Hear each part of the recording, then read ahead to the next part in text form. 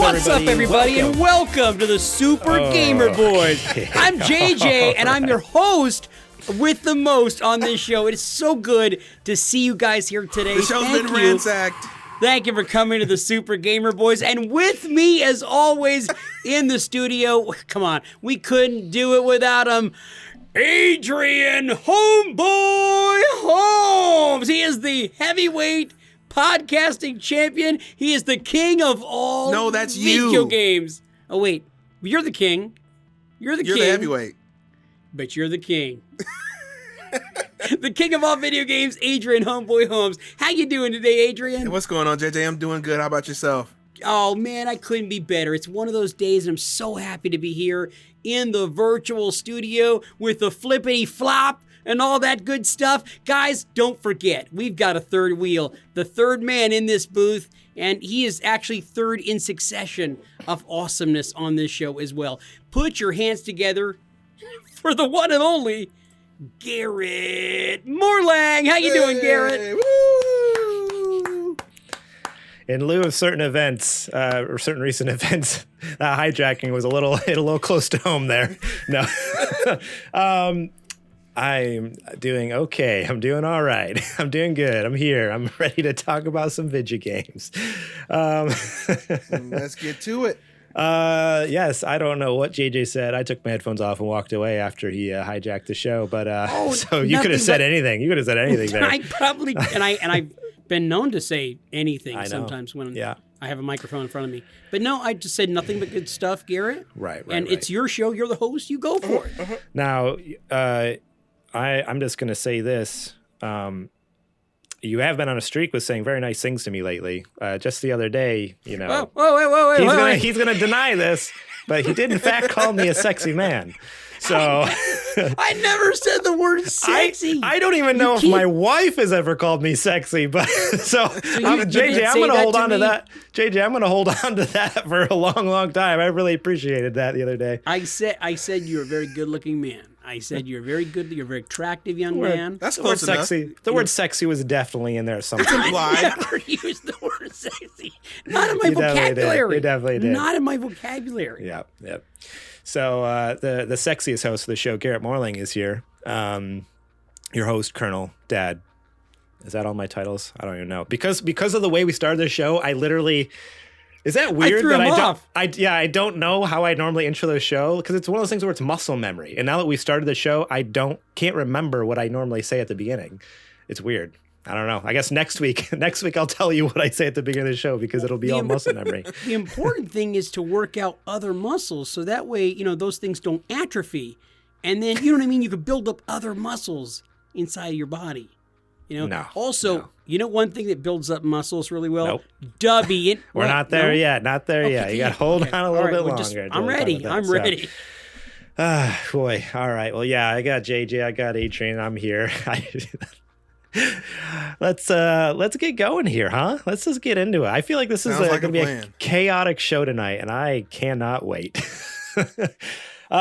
Today, we're talking about 343 Industries possibly killing Halo, Sony struggling with PSVR 2 sales, and the end of the only good thing on PlayStation Plus.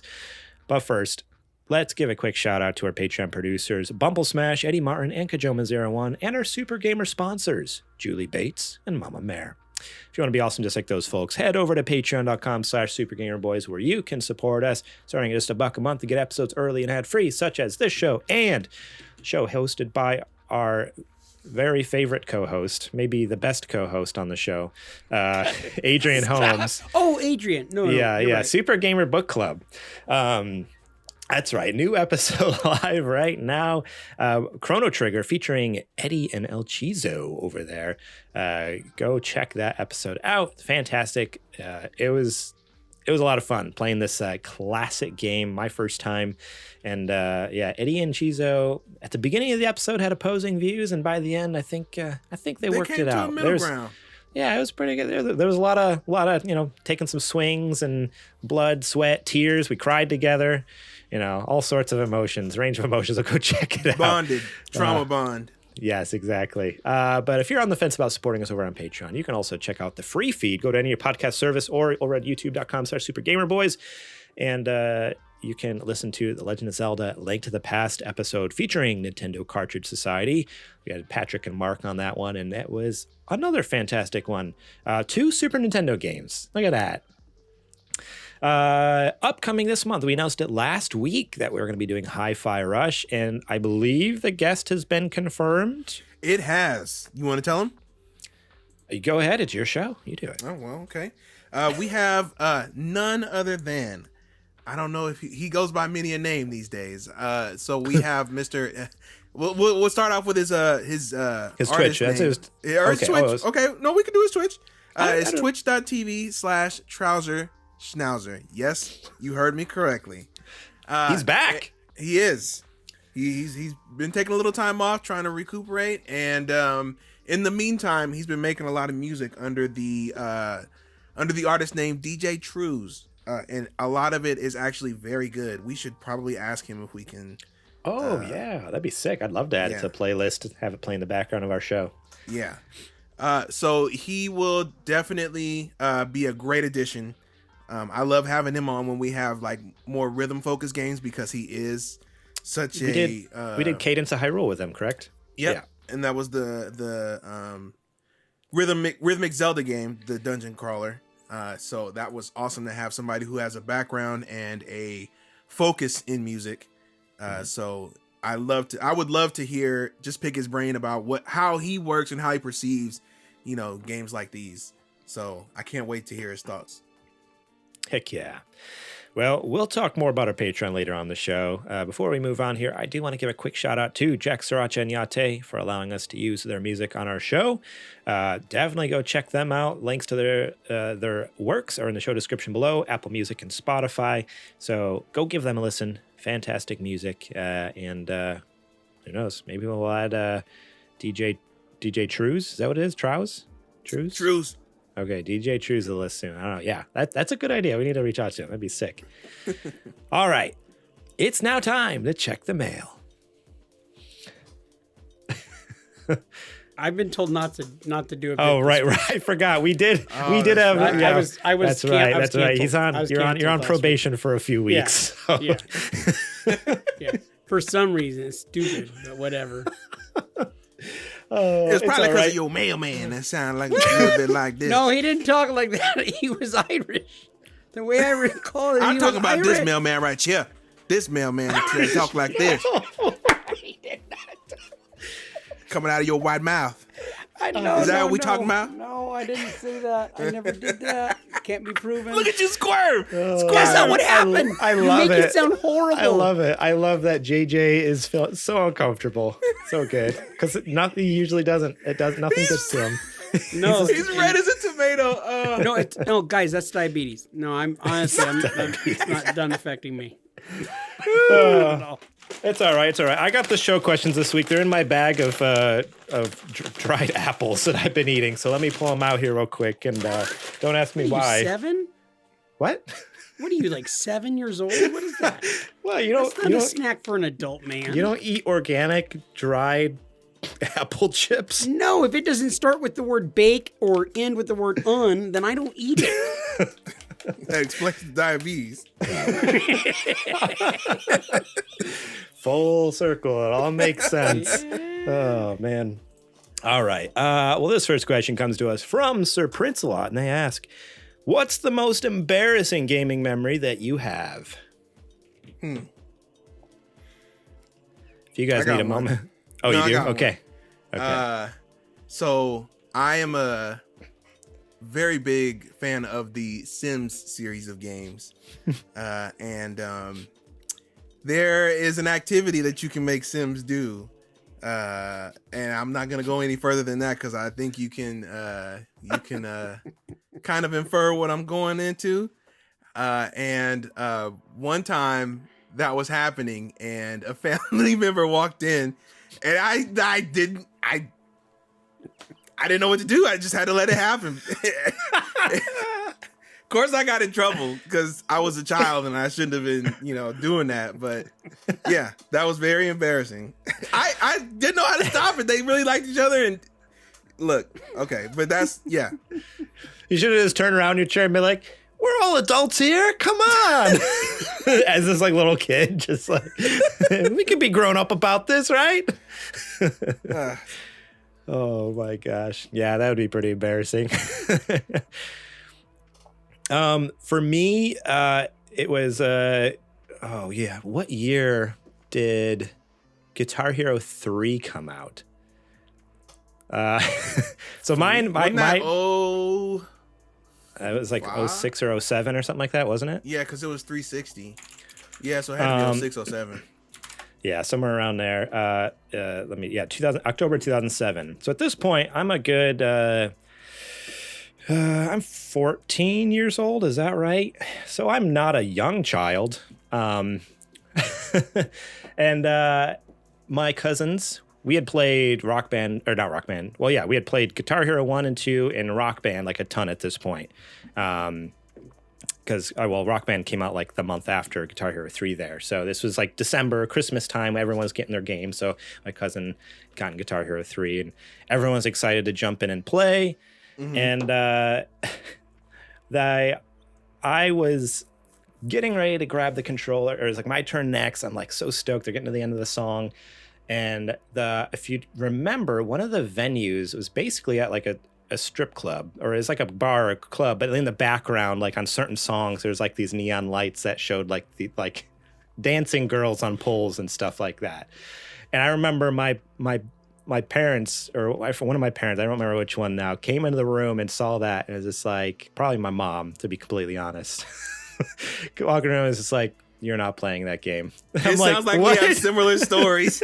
Like, I've played Guitar Hero 1 and 2. We played Rock Band. Like, we played all, like, why not? For me, it was just like, I mean, when you're playing, you're so focused on the music. Like, you normally don't even notice the venue. And I honestly, it's one of those things I didn't even notice until she pointed it out. Like, I think she walked in the room, she's like, you're not playing this. There's naked girls and blah, blah, blah. And I'm like, are you kidding me? So it was so embarrassing in front of my family and, like, friends were there. It is just like, turn it off, Garrett. As a 14-year-old kid, like, I had to like leave the room because it was my cousin's PlayStation.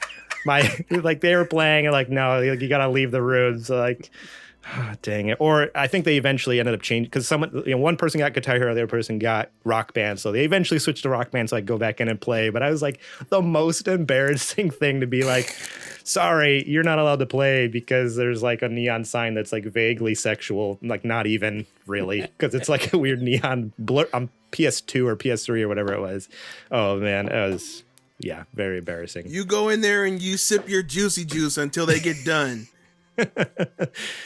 Oh man. So about 2 years into us having this podcast, I was doing pest control, and I had a family that had a lot of gaming systems, and so I made conversation about how, I'm a gamer and I like to play games, and that I have a video game podcast, and they immediately checked it out and subscribed to it. Oh, and no. They were talking about how neat it was, and is it family friendly? And I said, yes, it is.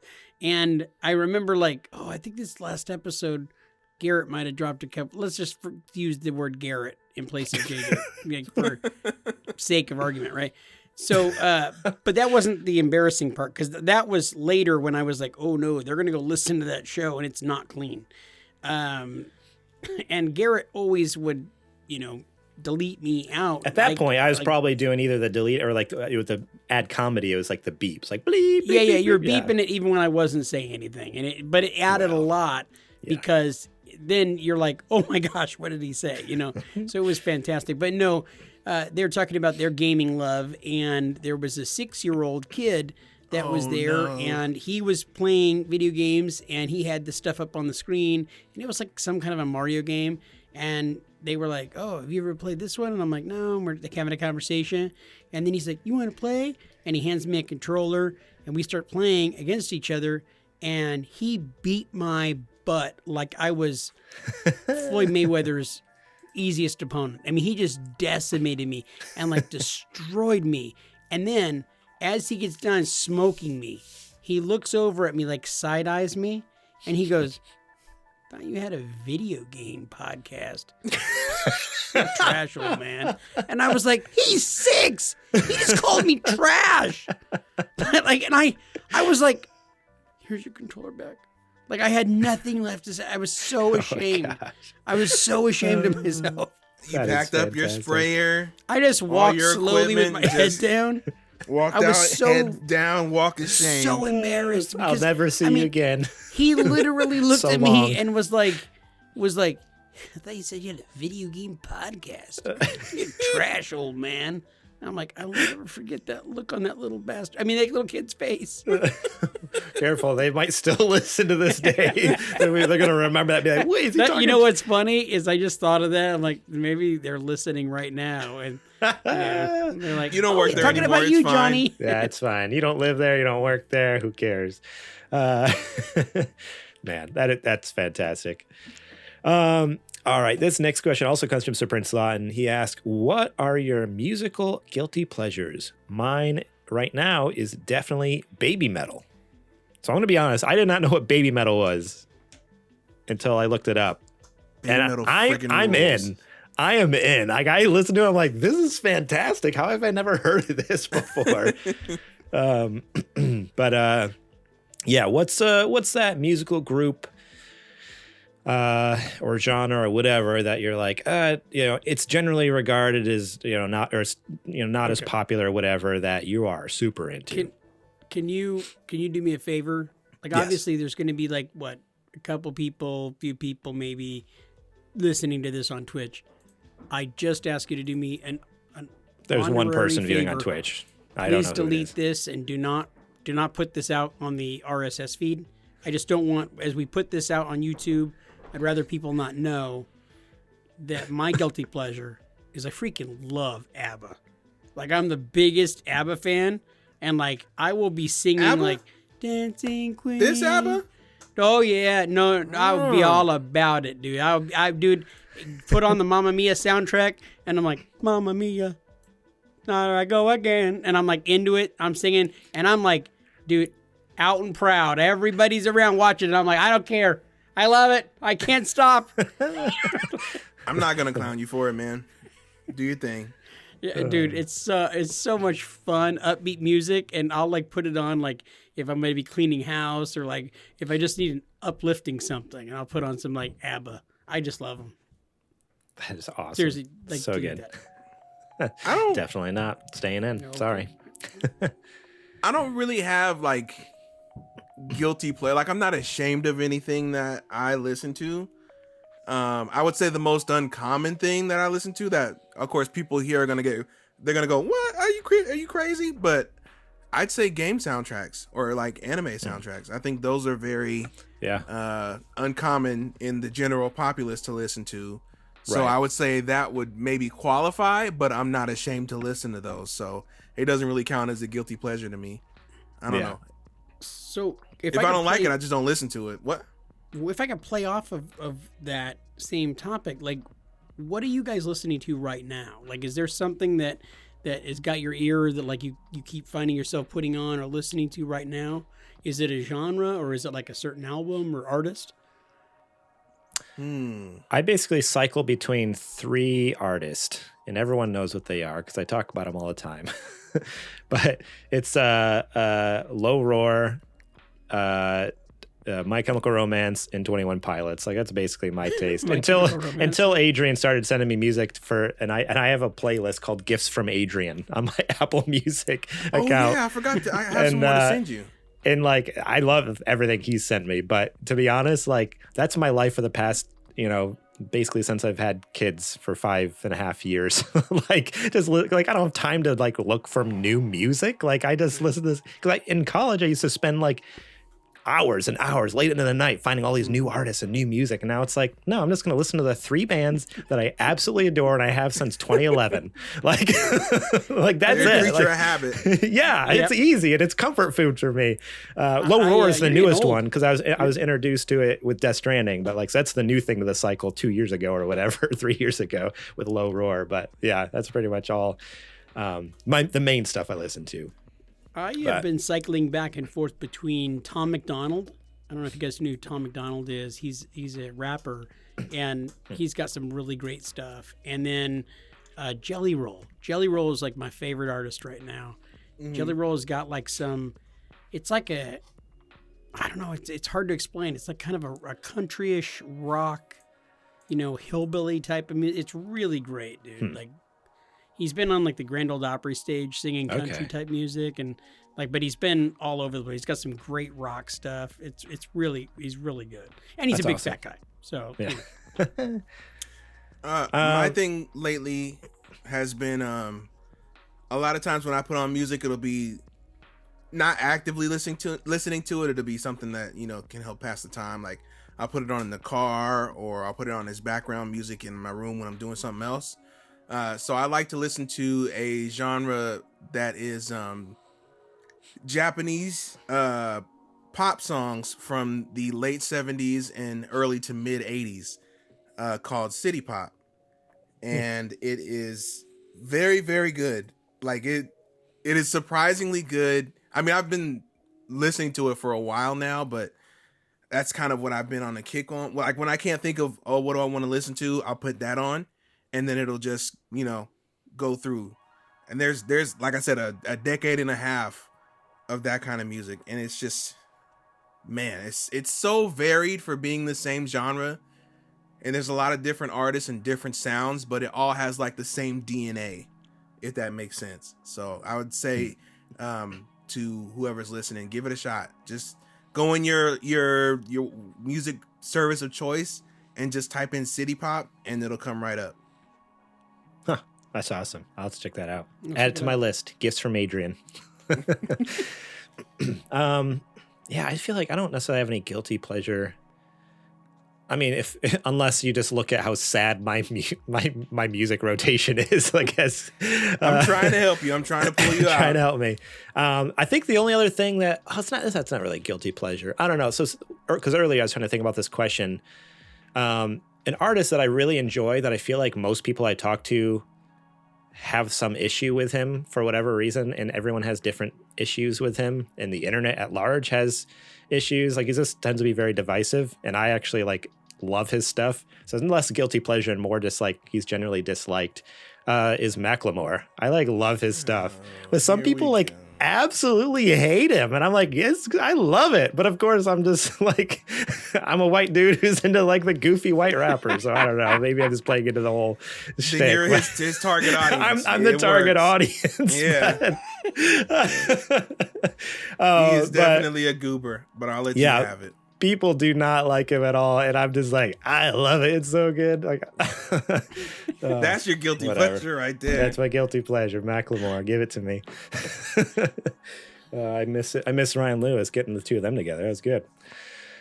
All right. Anyways, glad let's move on. Over. This next question comes from Shadow Ranger 02, and they ask, prepare for this one. This one's for JJ, actually. You ready? Uh-oh. And he says, make sure JJ answers this. No, this is targeted right to you. No ducking. No ducking. So I'm not able to change the subject and get away from it? Nope. Okay, because I'm really Okay, Shadow Ranger wants to know. With the advent of the Arcs of Omen in Warhammer right now, is the Lion coming back? And why is Dorn actually the one coming back? The Lion is coming back, and the reason for that is Dorn has been the Lion the entire time. Now, a lot of people don't know that, but you have to go all the way back to all of the original books in the series, and what you are probably suffering from is you believe the Lion is a different character because you read the later books, I think 5, 6, and 7. If you would have read 1, 2, and 3, you'd known that Dorn is the Lion, and hell yeah's coming back because that's what pimps do, dog. That was a good effort. I'll give you that one. You played that one very well. That actually was not bad. I'm going to be... I have two answers for you, Shadow Ranger. Why not both? That's number one. And number two is, I really have no idea what you're talking about. You nerd. I'm sorry. That's too nerdy for me. I like to paint Warhammer. I don't necessarily know a lot about the lore. Nerd. I don't read the books. There's too many. What you just read sounds like what I say when I'm making fun of you about Warhammer. To be honest, to be completely honest, Shadow Ranger might have made it up too. Like he might be trolling me, but I don't. There's be. no way to know. I don't know. Like, I could Google it, I guess, but I have no idea. With the advent of the Dawn War, do you think the Lion Asgardian will come back in the third rising of the sun? Get out of here. I enjoy grass. I enjoy the hobby more than I do the lore. Let me tell you that. I like to paint things and play games. I'm not about to role play as Lion or Dorn or whoever these folks are. So I'm sorry. Of nerddom, like just even talking like that, like touch my novel stop, and if I drink the dubby, I promise it will spit. Like, oh my come on, God. man. You must drink from the hilt of the sword, lest your forefathers die again in acid like they did on the third moon of Krimtar. Like, get out of here, man. We appreciate you, Shadow. Thank you so much. Because you know what? Honestly, I'm glad he wrote something in because it was crickets in that mailbag. Let me tell you, we were like, there's no questions. And so the fact that he wrote anything, thank you so much. It made us laugh. It made us laugh. It was very good. And I do love me some Warhammer. Even if I don't understand it, I enjoy it. All right, this last for real question comes from Kajoma01, and he asked, what movie or TV show are you most excited for this year? I'm most excited for Ant-Man and the Wasp and Mandalorian Season 3, though Loki Season 2 is a very close second. I did not have any TV shows that I'm looking for. I mean, I'm looking forward to like the normal Disney stuff and Star Wars stuff, you know, Marvel and Star Wars. But other than that, like, there's not much like TV wise, but movie wise, I am super stoked for the new Spider-Verse movie, which hopefully, as long as it doesn't get delayed again, should be coming out at the end of this year. And then Dune Part 2, which I know JJ absolutely abhorred the first one. But I love the first one, and I am so stoked. That part 2 is supposed to be coming out at the end of this year as well, potentially. I figured Dorn and the Lion both were like in that movie possibly because I fell asleep. It was super nerddom. So good. The drama. But yeah, what about you guys? Any movies or TV shows you guys are stoked for this year? I was a big fan of Walking Dead, and I'm really excited about Negan and Maggie's story going to New York, and so I think they've changed the title. Yeah, I think the last season I watched was like 6 or 7, so I'm very behind. But well, it looks really great, and I think it's neat to see the whole zombie thing from a different perspective, from a different area, and so I think New York is going to be really crazy because of the way that island is. And it's like, I think there's some really cool stories. And with Negan as being like the main character along with Maggie, I think that there might be things like love interest between these characters, considering he killed her husband. I know, that's what I'm thinking. Like, this whole spinoff doesn't make any sense to me because the last episode I watched was him, spoilers, smashing Glenn's head into the ground, and that's when I ended. Like, I watched the episode 1 of that next season, and then I never watched again. I was done. So they literally lost 4 million people when that episode aired, and they never regained them. Yeah, they never regained them from that episode of that season. Glenn was the GOAT. Yeah, that was like season 6 or something like that. It was they never recovered that. What about you, Adrian? You got anything? Movies, shows? Yeah, I got a couple, and they are both anime. One is, if you are a Star Wars fan, you probably know that last year, I think it was. Oh, yeah. There was a series of animated shorts from a bunch of different studios in Japan that Lucasfilm commissioned to do like kind of Elseworld stories, but in their style. So it was about 9, or I think it was like 10 or 11 Star Wars short films, but they were made as anime.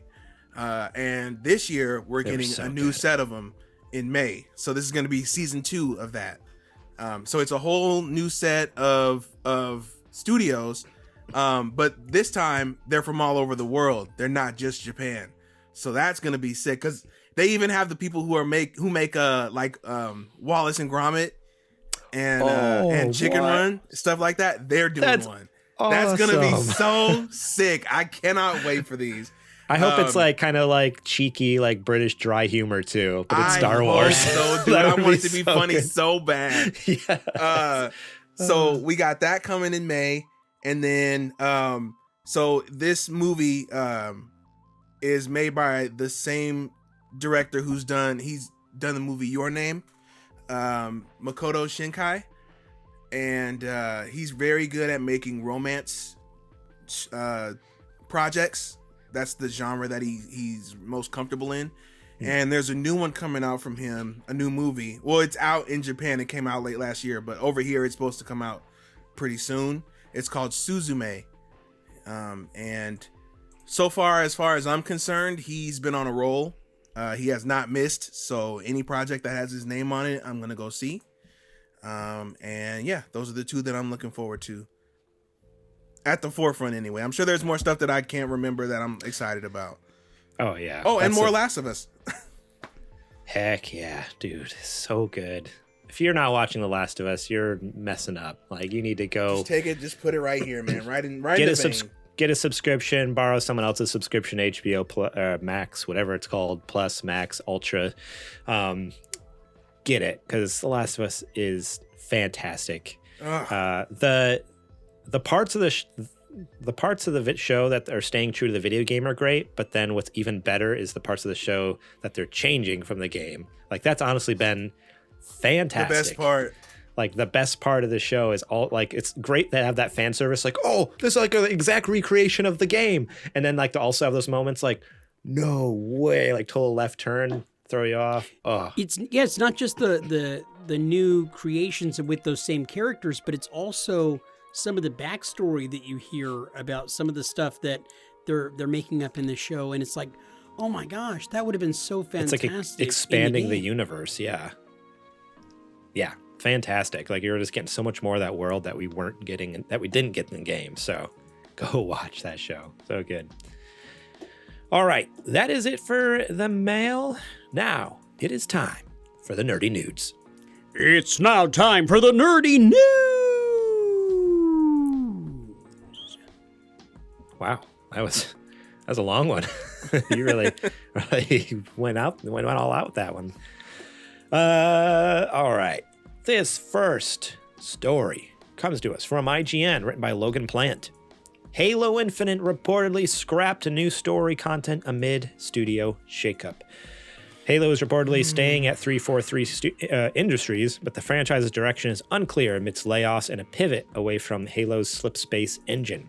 In a report from Bloomberg's Jason Schreier, the studio's leadership overhaul, mass layoffs, and other big changes are causing 343 to essentially hit the reset button on the franchise. The report also claims that at least 95 people were laid off from 343 as a part of this month's mass layoffs at Microsoft, and that 343 was not working on new missions for Halo Infinite's story over the last year. After the layoffs, rumors started circulating claiming that Microsoft could pass Halo development to another studio entirely. According to today's report, the Halo is staying put, despite concerns over the studio's ability to develop new Halo games after the big hit to the staff. The report lines up with 343's statement that Halo and Master Chief are here to stay, and Phil Spencer saying that 343 remains critically important to the success of Halo. According to the report, Matt Booty, head of Xbox Game Studios, has assured 343's JJ hold it together. I'm not even looking at the Discord call, and I knew. I could feel it. I could sense it. Head of Xbox Game Studios has assured 343 staff that they're still in charge, even as the studio works with outside partners. So yeah, as mentioned at the beginning of that article, they had this major change in leadership at the studio. A ton of people were laid off, and then they are also, it was hinted at that they are changing game engines. The reports of the engine swap come after years of rumors surrounding 343. Slipspace is what they were using previously. Now they're switching over to Unreal Engine. The pivot will reportedly begin with the Halo project codenamed Tatanka, which has been rumored for quite some time. This game is in co-development at 343 and Certain Affinity, and began as a Halo Battle Royale, but the game may now evolve in different directions. Future Halo games will also explore using Unreal Engine. This whole thing is so bizarre to me because their entire roadmap, at least 2 or 3 years ago, was that this was the end all be all. Like the idea was like this was going to be the platform for the next 10 years, and they're just going to iterate on it and add new story content, more multiplayer content, and all this stuff. And literally, like in one fell swoop, like in the last couple weeks, suddenly it's like, oh, we're changing game engines, we're not working on any story content, and we actually have more games in development. So everything we said before was a lie. Like, I don't know. What do you guys think about this? Adrian, you kind of have a longer history with Halo. Mm-hmm. How does this make you feel to just suddenly be like, I don't know, to have them pull the rug out like this? I'm honestly like, I'm kind of furious at this point because they're toying around with this IP and they're going to end up devaluing it or destroying it to the point where it's not worth continuing with it, right? Not only on this side, because they've for close to 10 years now have been making subpar or mediocre content as far as games, and then they went to a different medium and made a subpar TV show. So I don't know if... Oh, I totally forgot about the show. You're right. A show came out last year. I never even watched that. Right. Holy cow. I don't know if it's insulting to me in a sense, because Microsoft talks about how much they love Halo and how Halo is Xbox and there wouldn't be an Xbox without Halo. But then they don't put the people in place and they don't put the resources in place or give them the time to actually make competent products, right? Whether it be in TV, they get people who have no idea what Halo is. They maybe like watch a YouTube video of the first game story and then go and make a show based off of that, right?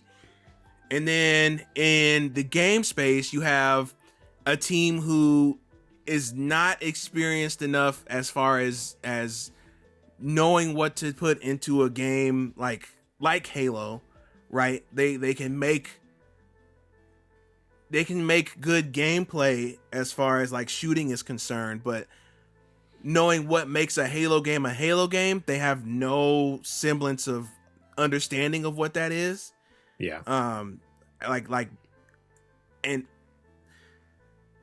I don't know, it's a lot of emotions going on, but I'm just starting to get to the point where I think it's like Microsoft is playing in not only mine, but like people who are real big fans of Halo's faces, because they're treating it like, no, we really do care about it. We really do. And then they'll do this cash grab or they'll do this, half-baked product. And then, we're going to do better going forward.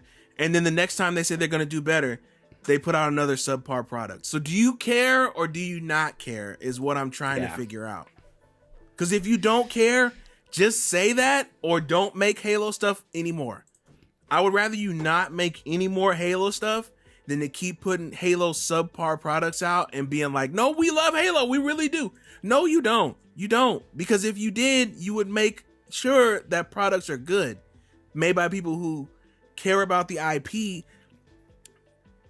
and not just care about making something that they can make a buck off of with season passes and battle passes and whatnot.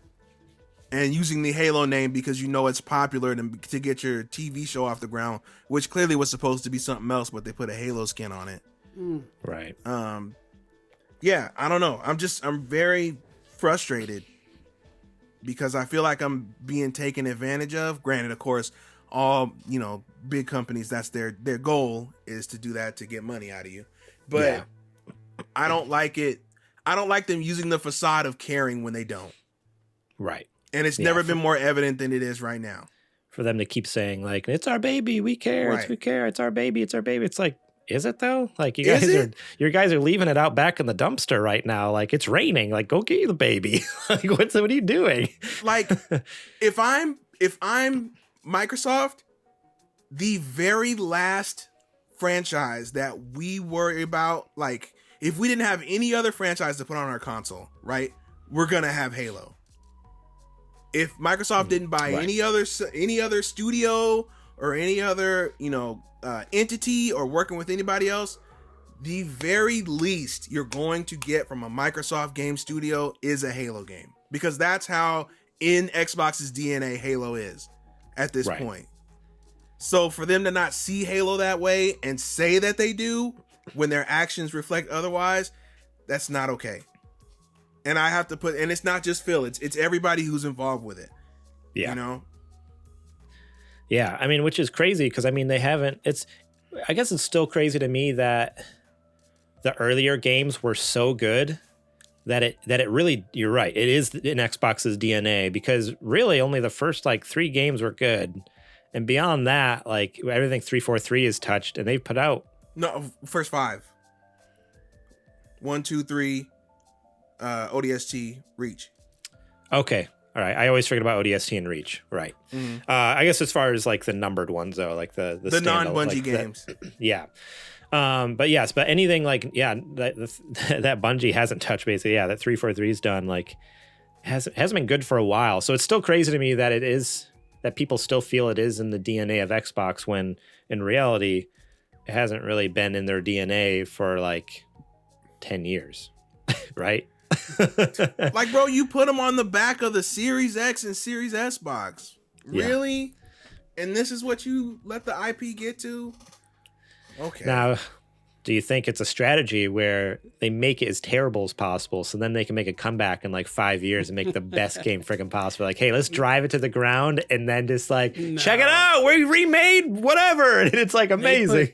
They should have just done that now and then coasted on that. Sorry, JJ, I cut you off. No, that's all right. They put so much money into this last game, into promoting it, and into that being like the juggernaut that was going to get you to buy the Xbox system. That was but like they forgot to make the game. Right. Well, and it wasn't ready. So they launched a system essentially without their big game. And then they were like, yeah, we have to push it back. And they pushed it back. It was a full year, right? Mm-hmm. When it came out December of the following year in 2021. Crazy. And I'll tell you what, I had never played any Halo games. I wasn't really impressed with the game at all, having never played Halo games. And I know a couple of people, and I won't say their name because I know one that listens to this show semi-regularly, and he thought it was the best. He thought it was a great game, and he didn't understand like why everybody was hating on it so much.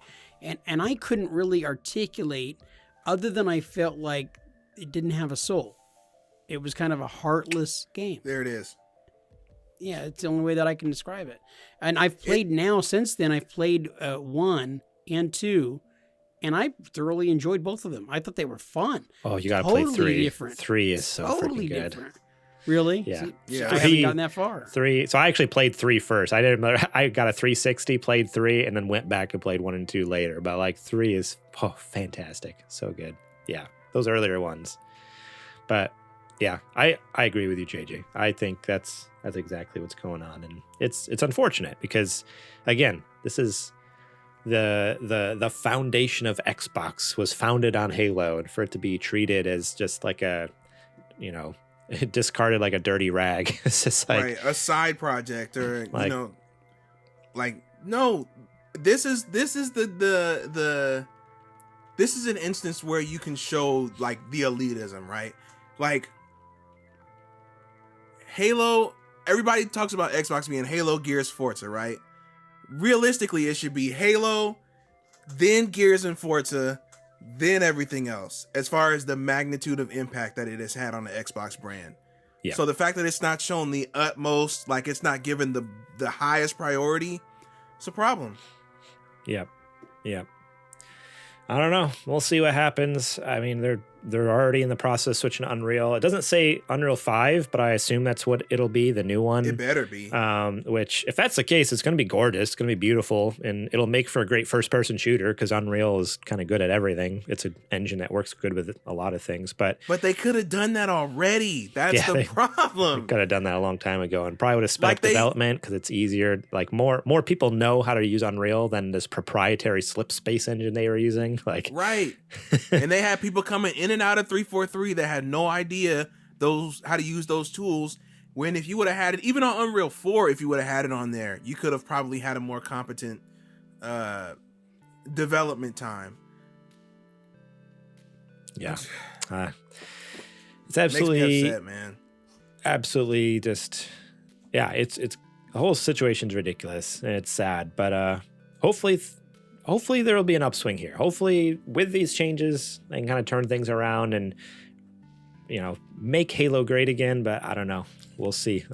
At this point, we can't trust anything they say. It's just like, okay, show me, prove it now. Now you got to work for it. That's what I feel like. But I've been telling them that since 4. When 4 was just okay, and they're like, no, we'll get it with 5. And I said, okay, I get it. You're stretching your legs. You're a new studio on it. Let's see what you got. And then we got 5. Now we got Infinite. Yeah. Now we got the TV show. What are we doing? Absolutely nothing, it seems anyways. Interesting. Noah C92 in the chat. New chatter here. For level of consistency and quality, Forza is seemingly more baked into the DNA of Xbox than Halo now. That is true. You think about it, every direct or whatever showcase they have Forza. Obviously, it's not the same in perception marketing, but it almost feels more like the defining IP for the platform's unique heights. I'd have to agree with you, but it's just sad that that's happening because, you're right. It's becoming the DNA, but it's not the foundation, and so that's what's so sad. This foundation. That's the perfect analogy. You hit it on the head, Garrett. That's and me saying that Halo should be highest priority is not a slight to Forza, and it's not a slight to Gears, because people think those games and they do think Xbox as well. But yeah, that is the perfect way to put it, is that Halo is the foundation to Xbox. And I don't like that they're not treating it as such. Yeah. Yeah, well, we'll stay tuned for that, see if there's any new updates. I imagine we're not going to see anything about Halo for a long time. If they're not doing story DLC for Infinite, who knows? It could be years before we hear anything from 343, but good. We will see. This next news story comes from gamesindustry.biz, written by James Batchelor over there. Sony reportedly has PSVR 2 shipping numbers. And then it says, update, PlayStation denies the story. I don't know how you deny, I don't know. We'll just stay tuned here. I'll read it. The report said that Sony was making a dramatic reduction in its projections for PlayStation VR 2, and even warned supply partners that manufacturing may decrease as well. Sources told Bloomberg that the company halved its original forecast for PSVR 2 shipments from 2 million units for the headset's launch quarter to 1 million. Sony is also said to have told a supply partner to expect reduced orders for the display panels built into the device. The company expects to ship 1.5 million units between April 2022 and March 2023.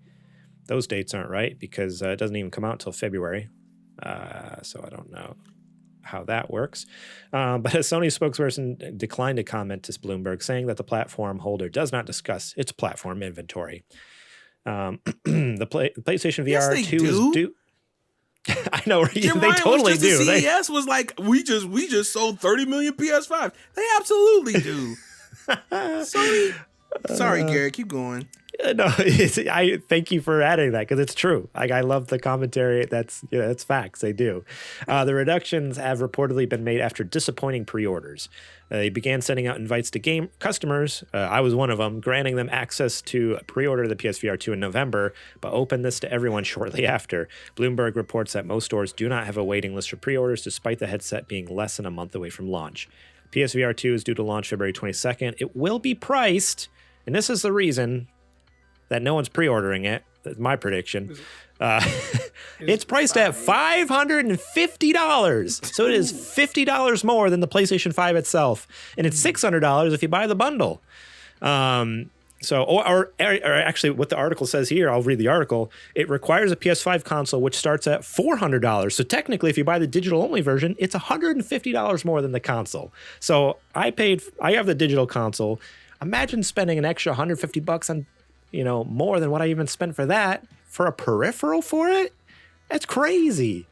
So that we only know of one game right now coming out? There's 37 titles set for release. No, Garrett, that's 37 titles that have been out on Quest or on Vive or on something else.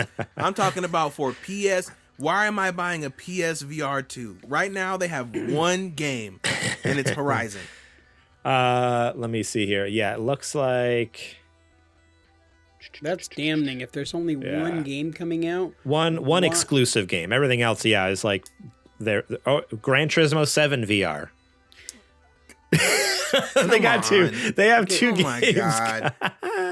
I had to throw that's it in a mode. That's not a game. You're right. You already said this, Garrett, but they actually backed off production of these, right? So yeah. So that's the article. Well, so the article was that it was reported to Bloomberg that production has been scaled back, but then Sony came out and said that's not true. But it's like.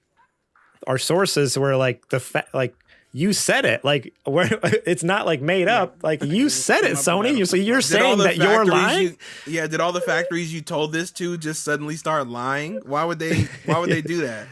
Yeah, I don't know. It's absolutely crazy. So they're scaling back production, but they're saying they're not. I don't know what's going on with it. Sony doesn't know. Overall, this is such a huge sad mishap because the first PSVR, not perfect, but was a great product. It worked fairly well. I enjoyed it for what it was.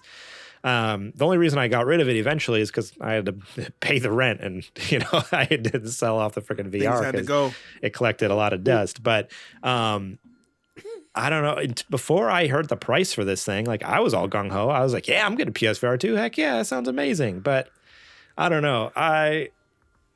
I just don't know what Sony's doing over there. I don't know if you guys have any more thoughts on this other than what I've already said. No, I do. Go ahead. They should have took all this development gumption and money and time, and they should have made another PSP. Yeah. I am deathly serious when I say that. When you look at how Switch is doing, when you look at how Steam Deck is doing, mobile gaming, handheld gaming is back in a big way. And nobody makes portable game hardware like Sony does. Every console that they make has always been premium. It's always had the best tech off the shelf at the time. PSP was way ahead of its time. Vita was way ahead of its time. Yeah. So for them to take another crack at it in the current day and age, they would have knocked it out of the park. Are you kidding me? It'd make the Steam Deck and the Switch look like Fisher Price toys. Right. Now you want to make a Vita or a PSP like that and then charge maybe $354? Okay, let's talk. Yeah, give me a premium handheld for $400. Like heck yeah. Yeah, let's talk. That's something I can use constantly. Yeah. Conceivably, could a handheld PSP or PS Vita 2023 version, could it conceivably play a PlayStation 4 game on it, or even like a PlayStation 5 game on it? Yeah. The Steam Deck right now is playing full-on new PC games on it, handheld. Wow. So what's holding Sony back? Nothing. Because PS5, so even the PS, there. Yeah, the tech is there. Because even the PS5 isn't as good as some of the crazy settings that PC is even able to do. So it's I think they could make it work. It'd be pretty straightforward. I don't know. It would be different. It wouldn't be an exact 1-to-1. Like they'd have to port it because I'm sure it's not like they can put a PS5 in a handheld. No. They could get pretty dang close. I think. For a fairly decent price. Again, look at Steam Deck. Forget about Switch because it's really underpowered for today's games for what it is. For Nintendo games, it's perfect. For everything else, it's not. But looking at Steam Deck, you're right, Adrian. Like there is a market for it, and Sony is more than capable of making more than capable. They are, and then what you could do a dock for it too. Have it docked to the TV. You can pair a DualSense to it. That is a brilliant idea. Now, why though did they get out of the handheld market? Were they profitable? How many Vitas did they sell? How many PSPs did they sell? So, I know that right now, secondhand, I cannot get one of those handheld systems without dropping a crap ton of money. So PSP, you actually can. You can get those pretty cheaply. Vitas are starting to go up because there's not a lot of them, so that's why they're going up in price. PSP sold about 85 million, which is nothing to sneeze at, especially when you compare it as a newcomer to the Nintendo throne. DS, of course, ultimately did sell way more, but 85 million is nothing to sneeze at all. That's a very first swing. Yeah, for a first attempt, it's a very respectable number to have. Vita, unfortunately, maybe sold a fraction of that, but that was due to a lot of bonehead decisions. The marketing around Vita was bad. The naming, I don't know why they didn't call it PSP2. They should have absolutely called it that. I firmly believe if they called it PSP2, we'd have a different story today. Because nobody knows what a Vita is. 85 million people know what a PSP is. Yeah. So I don't know what the decision was to do that. Just like with the Wii U, they should have called that Wii 2. I don't know what maybe there's like some marketing thing. Oh, because it's a 2, it's going to seem like less. No, dummy. The people who like PSP already know there's only one PSP. So if there's a 2, that means it's better than the first one. Mm-hmm. But yeah, so they screwed up there. They chose to use because they were worried about piracy, because that was a big issue with the first PSP. Mm-hmm. So they chose to use proprietary memory cards that were very expensive and very low memory for what you were paying for. When realistically, they should have just probably looked a little more into kind of baking that into the operating system itself. So that was very prohibitive, because if you wanted to go digital, you had to add on basically close to $80 to $100 for a big enough not micro SD, a big enough memory stick card, Duo or whatever they use, right? Yeah, to download games. So it instantly made it way more expensive than anybody was willing to spend for, and it was already very expensive for that time. But what you got was worth the money. And then lastly, Sony didn't really push it a lot. They didn't make a whole lot of games themselves. They made a few and then kind of relied on like third parties and, independent developers to kind of carry it, because they didn't see an immediate one-to-one return on investment. Mm-hmm. So they dropped it right away. Yeah. So. Basically, like they just made every mistake in the book. Instead of just doing what they knew worked, they like did everything different and expected the same result. And it's like, well, no, like that's like you tried to, you did all this new stuff, like tested things, and it didn't work. And then you just blame it on the product. It's like, no, that product actually was fantastic. You just did bad job marketing and lining up games for it. Like whoever was in charge of that project just didn't have any heart behind it. They're like, oh, it's out, whatever. And like moved on.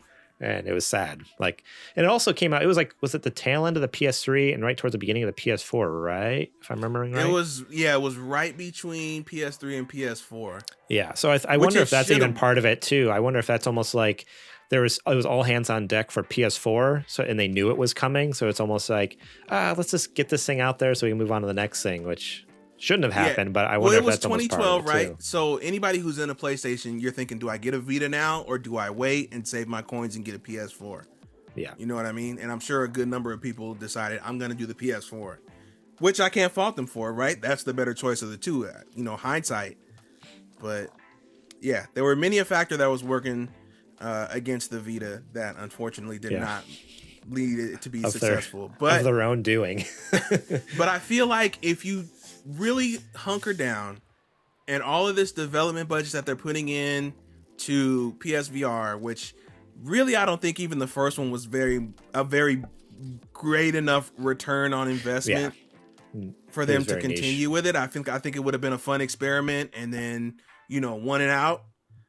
I feel like they could have put this into a handheld and really like came out swinging with a competitor for the other two major players on the market at the time. But I don't run the company, so you should. I like the idea that you said about it having that portability to be able to dock it, to put it up on the big screen. I think that's the biggest key selling feature for the Switch, is to be able to run with it, or to be able to dock it and put it up onto a big screen like that. They all can do it. Steam Deck can do it too. So that's an automatic that it has to be able to do that.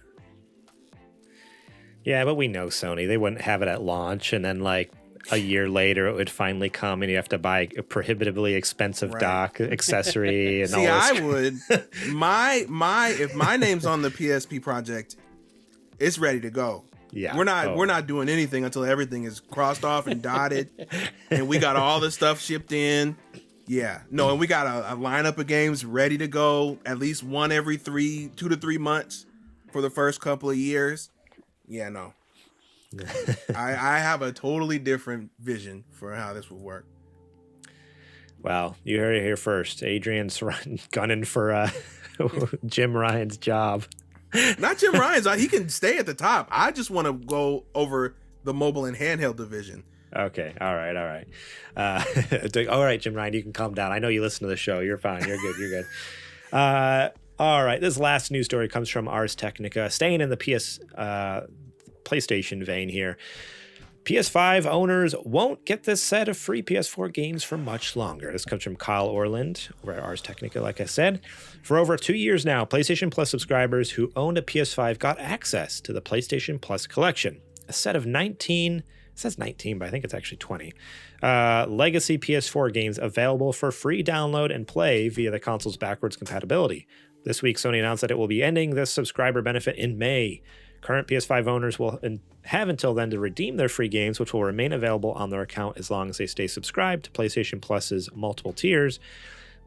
Hundreds of legacy games are still available for download as part of the higher-end PlayStation Plus Extra and Premium tiers, starting at $15 a month or $100 a year. That includes many of the titles that were part of the PlayStation Plus collection, including almost all of Sony's first-party titles.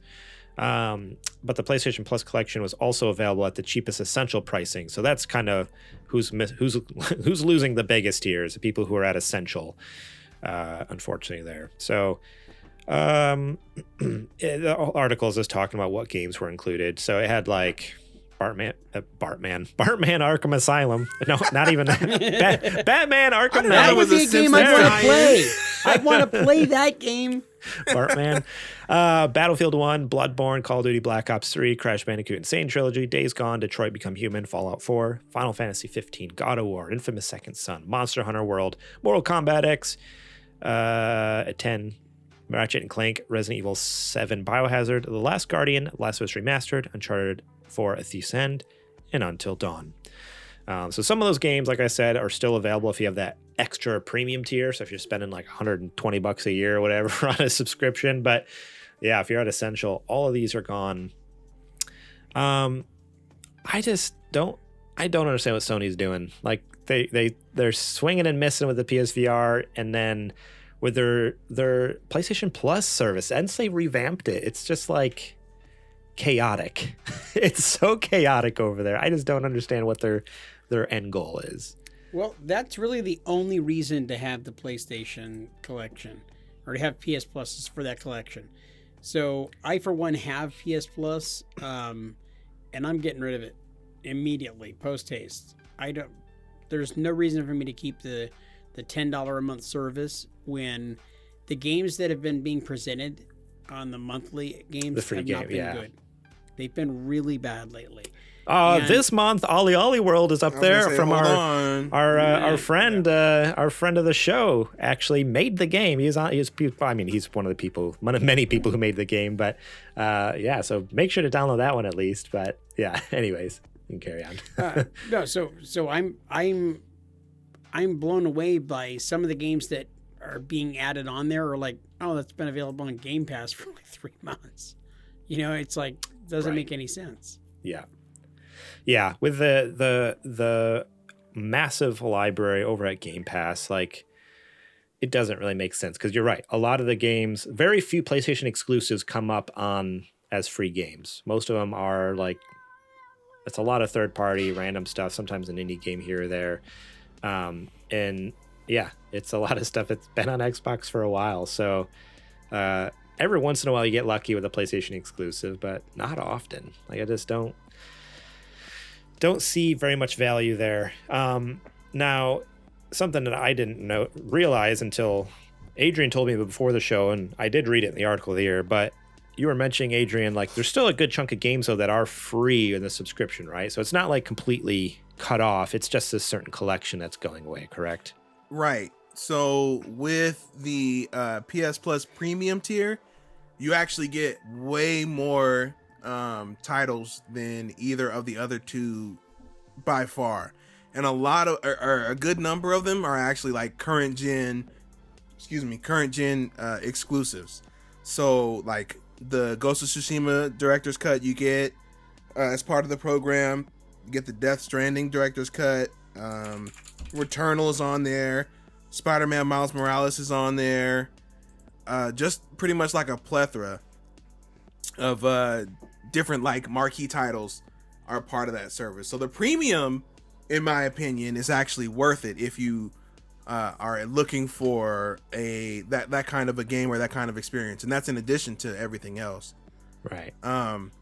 As far as them turning the service off, I think this is the worst timing that you could have done it in, because people are just now like actually able to reliably get PS5s. Right. That's what's bizarre. Like the stock is just finally coming, like people are finally able to even get their hands on one. Up to the demand. Yeah. Right. So this is like the time when you would want it to have when you want to have it on there more than any other time, and then this is when you take it away.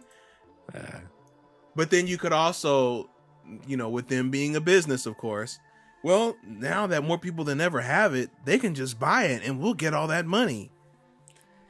There's no such thing as acting in good faith or a good faith gesture. Yeah, not with Sony especially. Right. Not with pretty much any company, but most companies, but yeah. Oh man.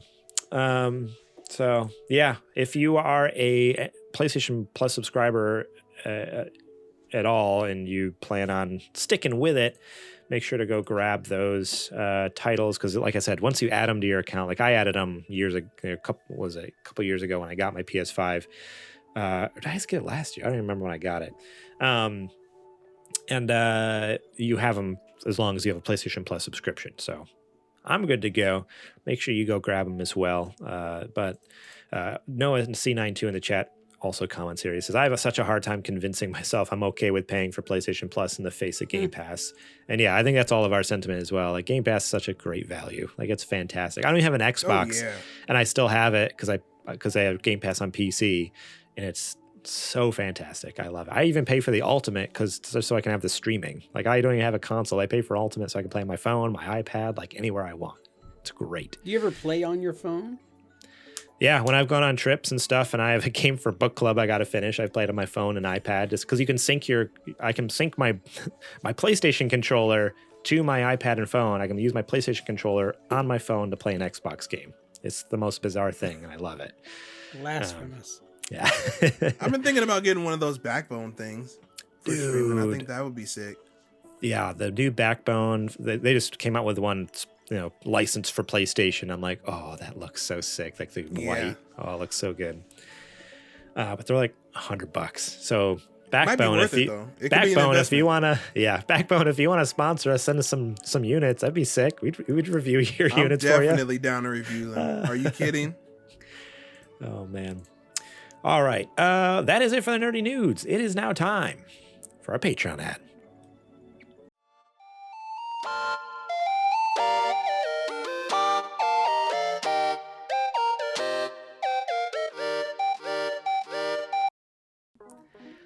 This is a part of the show where I tell you to go over to patreon.com/supergamerboys. Support us over there for just $1 a month. That's right. You can support us to get episodes early and ad-free, such as this show and our other show, Super Gamer Book Club, that Adrian hosts, because this show goes out to everyone on Wednesday.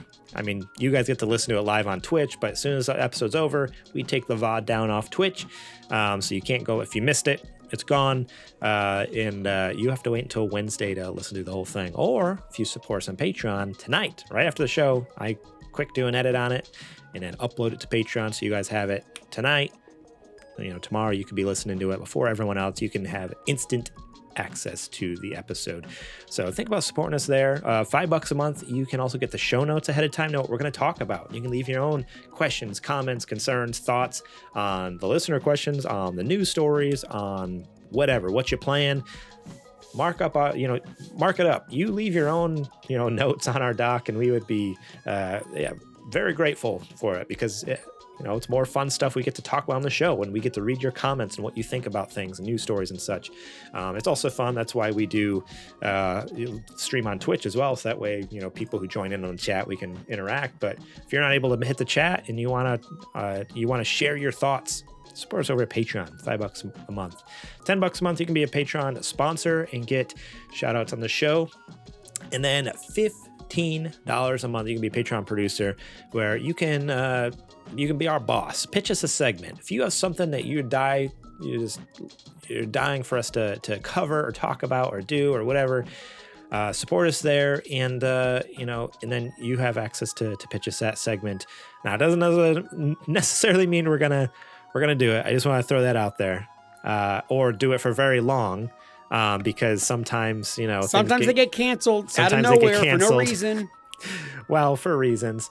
But we always give it the good old college try, or at least, work with the idea to make it fit within our show there. And we've had a lot of fun with our Patreon producers over the years with the different segments we've had to do. And sometimes they just become host of the show. Sometimes. Yeah. That's how that's not how Adrian became a host, but he is a host and was a Patreon producer. Well, I guess it is kind of how he became a host, because we loved your Super Indie Boy. He can't hear us. We loved his Super Indie Boys so much that we brought him on. We were just singing praises to you, Adrian. That's all, while you're gone. We're not worthy. What happened? We were just talking, we were singing your praises because we were talking about the Patreon producer tier and how you used to be a producer. And we enjoyed the content you were sending us with Super Indie Boys so much that's one of the main reasons we asked you to join our show after Zetch, left. Rest in peace. Yeah. So yeah, check us out, patreon.com/supergamerboys. We'd appreciate it. And it helps us make cool things. Ultimately, that's what it comes down to, is like, by financially supporting us, we can pay for games, pay for hosting fees. We do, whatever we need to do, buy equipment to help make bigger and better things for you. Twitch.tv/the Super Gamer Boys. If you are watching over here right now, or you missed the stream, you can follow us there for free, but subscribe for free as well. If you have Amazon Prime, you can link it to Twitch and use your Prime Gaming sub each and every month. It costs you $0. We get $5. It helps out the channel, and you get to use some fun little emotes of our faces all across the Twitchverse. So think about supporting us over there. Again, totally free for you, and we get cold hard cash out of it, right straight to my PayPal account. And our last sponsor here, W.GG. Remember, if you are looking for top tier energy, no crash, no sugar, gluten-free, featuring sorry, I need to get my flavors out here. Contains patented Neurofactor. This is Galaxy Grenade. Neurofactor? What's Neurofactor? Neurofactor, what does that do? Helps your neurons fire on all cylinders. You want to fire on all cylinders? That's the active ingredient that makes your junk hard as a rock. That's right. WGG gives you so much ridiculous energy in your penis area. Nope, definitely not.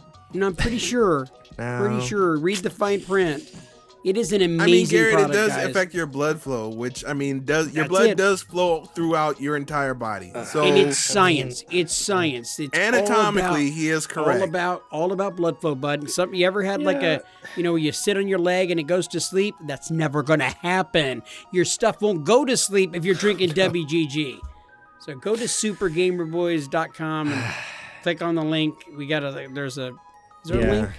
There is a link, Okay. but you can just go to w.gg and make sure to use our code SGB to get 10% off Hell your yeah. order, and we also get a little kickback. So no extra cost to you, and it helps the show in the end. So And it's going to help your old lady in the end. Nope, definitely not. There's no official statement from W on that yet. I emailed them about it, and they have yet to respond. So it's like, hey, imagine the marketing person over there getting this email, like, hey, so we've been advertising your product as a sexual aid. And the What are glue your actually thoughts on works like that. what's your Coincidentally, response? We didn't They're want to like, tell who are anybody. you? What is this? Is this spam? Yeah, delete. Anyways, and shout out real quick. Live on air. That's right. Noah_C92 subscribed with Prime Gaming. Thank you very much. Hey, Go be like Noah. Go be like Noah. Throw us that Noah, free sub. you can actually get 29% off WGG right now and make your PP hard because you subscribe. That's it's not. Go over there right now. Go. Not. Oh, he says email won't work. Got to walk into their office bricked up. Make a statement. Yes, that's what I'm talking They're about. based in San Diego, I think, or this area. Well, that means you got to do it. Oh no. Yeah. Yep. I got it, Garrett. We have to see some photo evidence of you there No. with like several socks shoved down into your pants holding W stuff outside of the offices. Just saying. Just make sure you mainline some W real quick before you go. Just one good right across the table. Yeah. Yo, good big old fat rail. Isn't that how you take it? That's how I take mine. And like snort it up real good. Oh no. Oh man. All right. So go check out all those things we mentioned. Again, thank you, Noah, for this subscription. If you want to be cool like Noah, go subscribe to our Twitch and support us on Patreon, and maybe go to W. Don't tell them we say these things. Maybe that's good. Maybe it's better they don't know They we don't exist. care. Nah. All right. That's it. Let's get back to the show.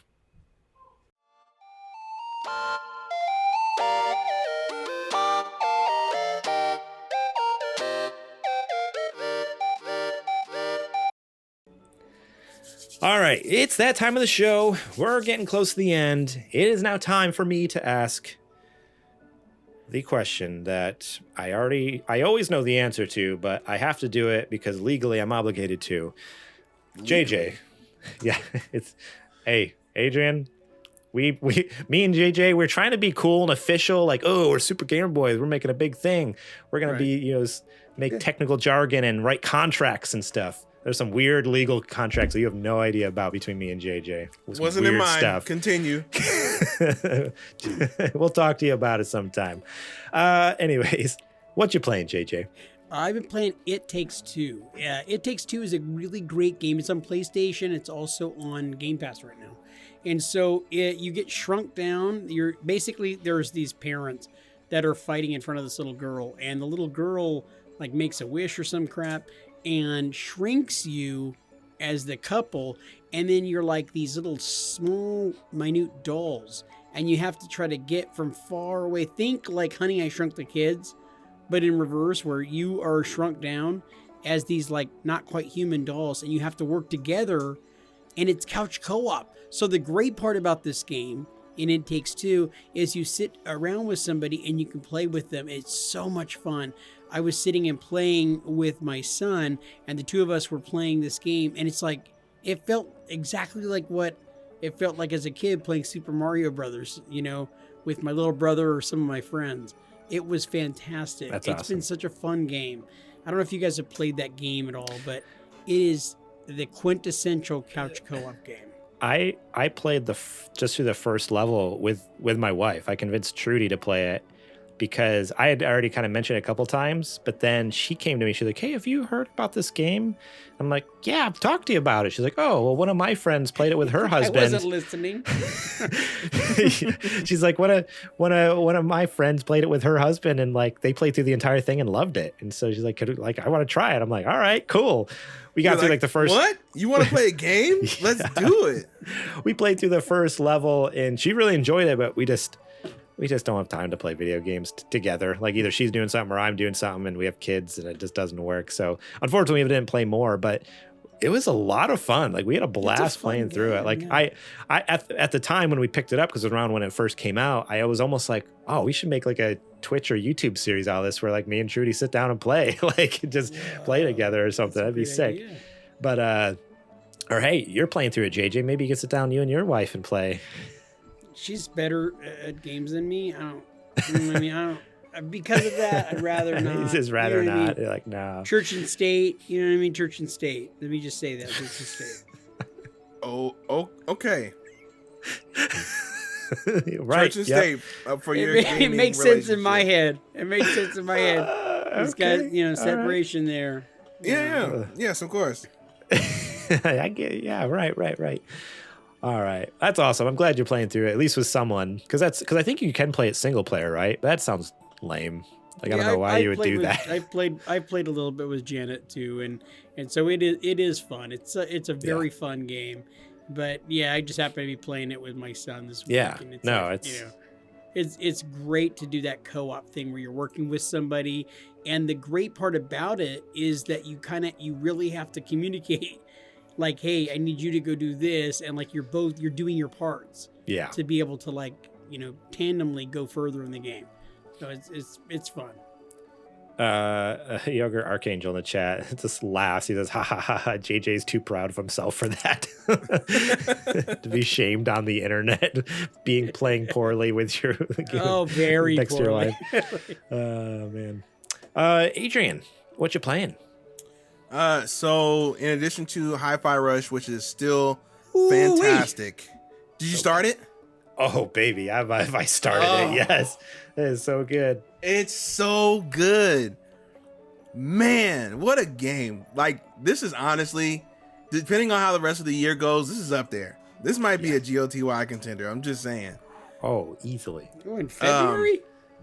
You think it's a little premature, Adrian? No, I don't actually. Like, this game is that good. Wow. So in addition to that, I have been in a Rhythm Heaven tornado lately. Pulled out the old DS and I've been playing the first one, just the original Rhythm Heaven that's been on DS.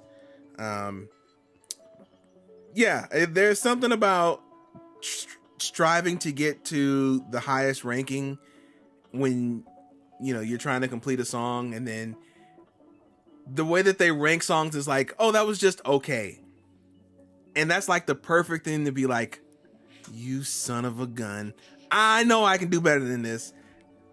And so I'm constantly chasing that perfect or that great range to complete the level fully. But man, what a perfect phrase to just like irk the player, right? Oh, you did okay. Oh my god. But it's a fantastic game. It's a fantastic series, and I'm hoping that we get news of a new one in this supposed direct that's supposed to be coming, because we are long overdue. Apparently this week there's rumors it's going to be a direct, so we'll see. Yeah, because we finally got a new WarioWare, which was great. So now that team has done that and they've put that out, I would love for them to work on a new Rhythm Heaven. So fingers crossed we get that. Yeah, that's fantastic. I've never played a Rhythm Heaven. Is that what it's called? Rhythm Heaven? Mm-hmm. Yeah. I need to check that out because it sounds like a game right up my alley. But yeah, never. If you like WarioWare, you'll like Rhythm Heaven. Okay. I like WarioWare. I like rhythm games, music games. There you go. So it sounds like a perfect marriage here. So I have been playing Hi-Fi Rush. That's pretty much the only game I think I've played, honestly. And dude, it's so freaking good. So I'll be honest, there was a point towards the beginning where I was kind of like, all right, like I'm ready for a change in scenery. Like I felt like it went too long in that one area.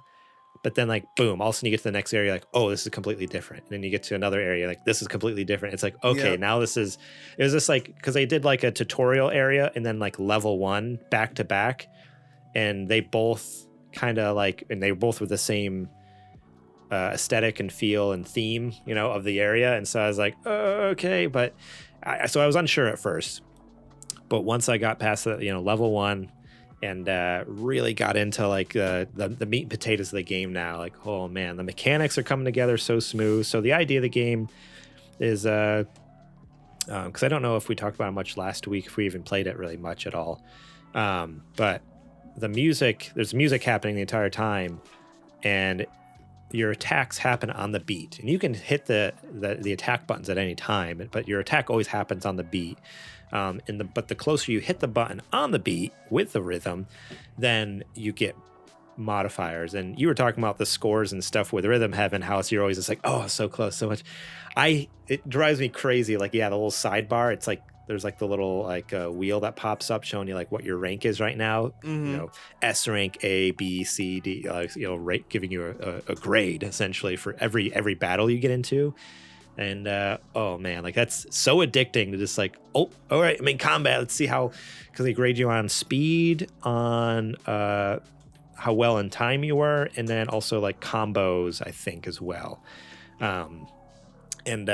Like I'm usually really good at staying in time and the like getting the encounter done quick.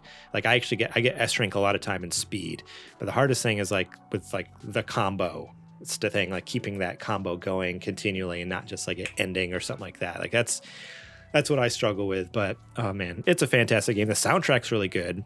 I love the music because yeah, it's like in general, most of the music is just made by their in-house studio that they have. They're the Tango Works band or whatever it is. Bethesda has a band over there.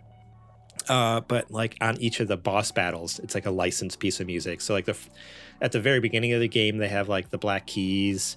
What was the last one? 9 Inch Nails. Oh, dude, like the freaking 9 Inch Nails comes in when that one boss. I'm like, yes, this is so good. Fantastic game. Go check it out. It's like everything I love, kind of smashed into this one game. And someone else was even talking about it. And who was it? It was I think it was Jeremy over at Video Games a Comedy Show, and he called it an indie game. And I was like, it honestly has a very indie game feel to it. It is not an indie game. It's made by Tango Gameworks, which is owned by Microsoft. It's a Microsoft exclusive game, or Xbox Studio game. But it does very much have that indie charm and feel to it, which is so special that they're able to like get that. Because sometimes with the big studios, like they don't. Like they're going for a certain feel with like AAA, big, you know. And I love how this kind of feels like, oh, I feel like, you know, yeah, it could have been an indie developer who made it. So go check it out. It's free on Game Pass. If you have Game Pass, what are you doing? Go download Hi-Fi Rush and check it out. It's fantastic. And it's our book club game. So we'll play it. Support us on Patreon for $1 now or you more. have to. And then go listen to the episode at the end of the month. Fantastic. Excuse me. All right. Well, that is all I have for the show today. So thank you all so much for listening and watching. We appreciate each and every one of you. All you who are joining us here on Twitch, it's been popping off here. And we appreciate it. And also on YouTube, youtube.com/supergamerboys. Make sure to subscribe over there. And what else am I missing? Podcast services. Make sure to go subscribe on podcast if you drive to work a lot, got that commute, whatever it might be. You like to listen to something while you work out. Pop us in your ear. We'd very much appreciate it. We have our Super Gamer Boys channel. We have Super Gamer Book Club. And we have Super Dungeon Boys. Don't forget about that. We got 6 episodes, I think it was, of us playing D&D that we released back in October for Spooky Gamer Boys. So on podcast services, they're all separate. It's not in the same feed. Go check all 3 of those out. It'd be fantastic. If you would, support the shows. We appreciate it. Leave reviews, comments, everything you can do wherever you find it. Remember, you can support us by going to patreon.com/supergamerboys. You can also buy our merch, sgbstore.com. We got some old shirts and designs and stuff that are up there now that are pretty great, classic. But we got some new stuff coming that we still got to dial in. We got our samples, which, by the way, JJ, did you ever get yours? We never. I did. Okay, you're not. I see you're not wearing it on the show. So well, I look so sexy, and I know I've never used that word ever in my entire life. Oh, okay. But I look so sexy wearing it that I was worried that we were going to have like all kinds of like single ladies and some men writing into the show because of how good I look. You know, Let me ask you, or let me just go ahead and stop you right there. You look like a sausage casing, didn't you? Because I did. I look like a huge sausage casing. My nipples were like, it was so see-through and like it was tight as can be. Yeah, like it was horrible. But the design is amazing. I just got to stretch it out a little bit, or maybe even just cut the sides up and wear it like a serape. You know? Yeah, there you go. Yeah. For whatever reason, the sizing runs smaller than what it says. Because I did the same thing. Like I usually wear like, in some brands it's a medium, some brands I'm a large, but usually like, and I got a large, like just to be safe. I'm like, I'll just get the bigger one. I'm fine if it's baggy. And I'm like, ooh, this is tight, even in the large. Like this is not normal. I'm sure that they made the one that I got sent was actually for a husky 12-year-old. And so I feel like, you know what I mean? Is that what happened? Is that what happened? We made we actually made children's shirts instead of adult shirts. Maybe I'll have to go check the listing again. No, I doubt it. I don't even know if they offer children's sizing on Teespring. But yeah, so stay tuned to sgbstore.com though, and hopefully we'll be getting those up there soon, and we'll put that in the description maybe of the item. Like, hey, run small, get the next size up, just in case. All right. What else was I going to say? Rate and review, as I already said that. Shout out to Jack Sriracha and Yate for allowing us to use their music on the show. Please go listen to them on Spotify and Apple Music. Links are in the description on YouTube and our podcast. Go look in the show notes. You'll see it there. You can find us during the week at supergamerboys.com, at supergamerboys over on Twitter and Instagram. You can find me over on Twitter and Instagram at gmorlang. Adrian, where can they find you at? You can find me any and everywhere at Homeboy. And JJ, where can they find you at? You guys can always find me on Twitter and Instagram at JJ Purdom, on TikTok at J1978. It kind of blew up a little bit there. Go check it out. I've got some really fun content. It's all associated with my wrestling podcast that I do, that you can always go check out, the Suplex City Wrestling Podcast. It is at youtube.com /at Suplex City Wrestling Pod. Wait, Suplex City Pod. Sorry. It's okay. Let me try that again. youtube.com /at Suplex City Pod. I'm obviously half asleep. It's fine. I'll cut all that out anyways. You're not go check it out. You're blowing up on TikTok and on YouTube over there. So you guys are getting all famous. You're gonna be too big for your britches soon here. I'm already too big for my britches, as evidenced by we just talked about the damn shirt I couldn't fit in. You know. Oh, I'm sorry. It's a sore subject, huh? It's very sore. All right. Well, that's all I got for the show. So JJ, if you want to take it away. All right, ladies and gentlemen, thank you guys so very much for joining us once again here on the Super Gamer Boys. For Adrian Homeboy Holmes, for Garrett Morlang, and for myself, JJ Purdom, we are the Super Gamer Boys. And we'll catch you in the flippity flop. Save Halo.